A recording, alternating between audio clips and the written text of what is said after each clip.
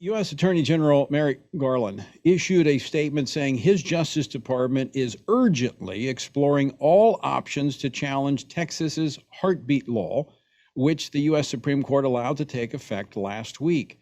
Now, the statement echoed earlier remarks by President Biden, who said Thursday that he was launching a, quote, whole of government effort, end quote, to respond to the unprecedented assault on women's constitutional rights under Roe v. Wade. On Sunday, White House Chief of Staff Ron Klain, as I played earlier, said the administration has the best lawyers looking into the matter. Here's more of what he had to say Sunday. We have the best lawyers at the Justice Department looking for legal remedies to protect women who are seeking to exercise their constitutional rights.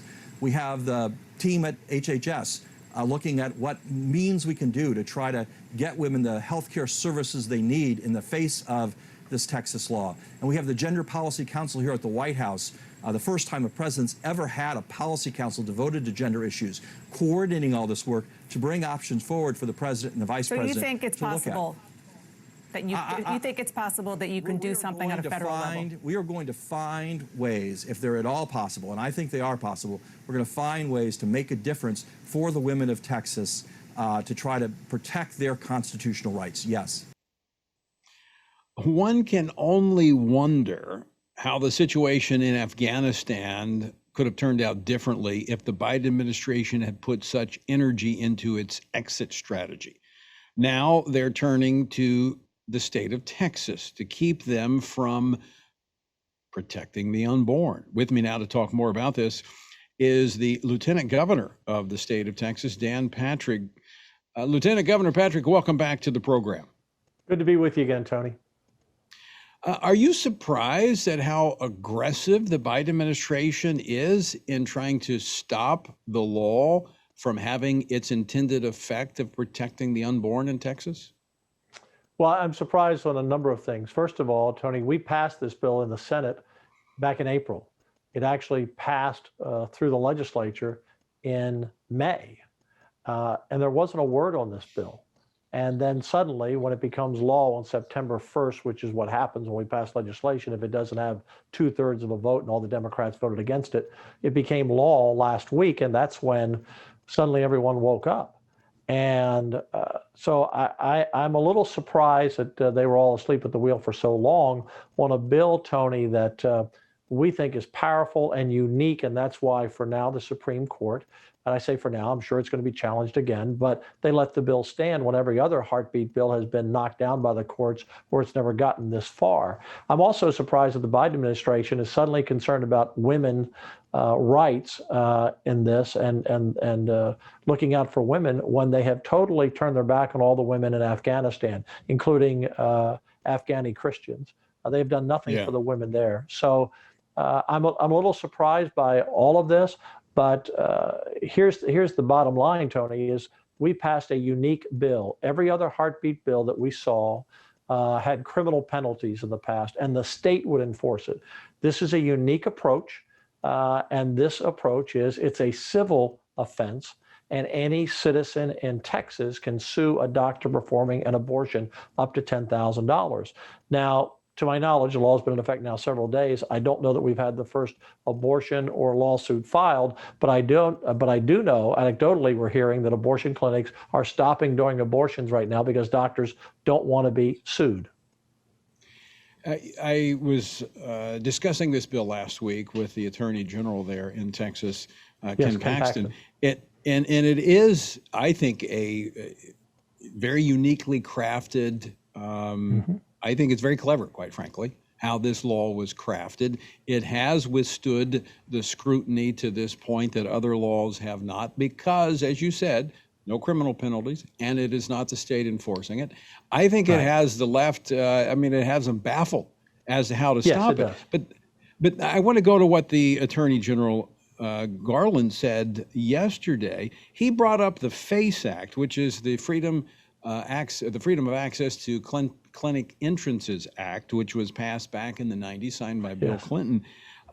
He says they're looking at using this to combat the heartbeat bill in Texas. Does that surprise you? Because that's all about physical intimidation and violence. Yes, this has nothing to do with this bill. And in fact, no one has to show up at an abortion clinic to file the lawsuit. They can do that through their lawyers, through the court. So I don't know what he's talking about. It has nothing to do with this bill. This is merely focused on doctors performing an abortion when they detect a heartbeat. And I've done a number of interviews on this, as you can imagine. I'm so pleased to be with you today. And I get back, and we go back a long way. And I was one who wrote the sonogram bill back in 2011 that said abortion clinics must give every woman the option, the choice, to see a sonogram. And since that time, we've cut abortions from 80,000 roughly a year to in the mid 50,000s, about 25,000 a year since that bill passed. So I've been in this fight a long time. And when I look at this bill, there's often this discussion of when does life begin? And many of us believe at conception, but many say, well, a heartbeat is detected. Well, now it's time for them to stand up on that issue.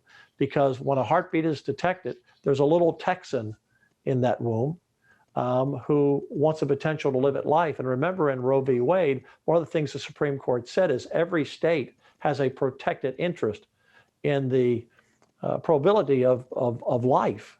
And that's all we've done here in Texas. We want that potentiability of life, and every child has that right to live. And so what we're saying now is, who's going to argue with this law that says if there's a heartbeat, even if people disagree on the conception issue, again, I believe it begins at conception, but if it's a heartbeat, what are they going to say now? What are they going to say? And that's what the heart of this bill is. That little Texan in the womb has a beating heart and has a right, as the Supreme Court, I think, said in Roe v. Wade. I'm not a lawyer. They said the state has a right, protected interest to protect life. That's absolutely right. When a heartbeat ceases, that's when we say that death has occurred. And when there is the presence of a heartbeat, you're absolutely right, there is life. You haven't changed your position. As you said, we've known each other for years. You've been consistently pro-life. I can't say the same for the president, who seems to have changed his position. Right. I'm going to go to a clip from last week on Friday. The president giving remarks after the jobs report about Texas's bill. Clip number 3, please. I respect people who don't support Roe v. Wade. I respect their views. I respect those who believe life begins at the moment of conception and all. I respect that. Don't agree, but I respect that. I'm not going to impose that on people. Of course, back in 2012, in fact, I got a short clip of what he said back in 2012 about the origins of life. Let's play clip number 4, please. I accept my church's position on abortion as what we call de fide doctrine.